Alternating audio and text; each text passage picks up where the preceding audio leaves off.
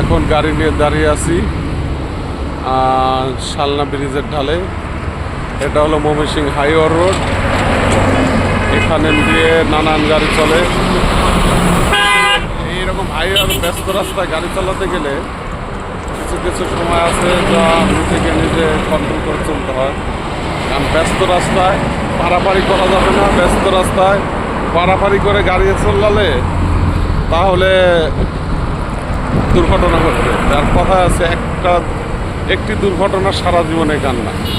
তাই নিজেও সেফ থাকি, অন্যকেও সেফ থাকার জন্য অনুরোধ করব যে হাইওয়ের রাস্তায় পাগলামো করে এবং রিস্ক নিয়ে কোনো গাড়ি চালাবো না। গাড়ি চালাতে হলে ঠান্ডা মাথায় ভেবে চিন্তায়, কারণ এই বৃষ্টির দিনে আসলে হাইওয়ের রাস্তা ভয়ঙ্কর হয়ে যায়। এই রাস্তাতে গাড়ি চালাতে গেলে অনেক সাবধানে চলালে গাড়ি কোনো দুর্ঘটনা ঘটবে না। কারণ একটি দুর্ঘটনা সারা জীবনে কান্না। একটি দুর্ঘটনা একটি সংসার পঙ্গু হয়ে যাওয়ার ঘটনা।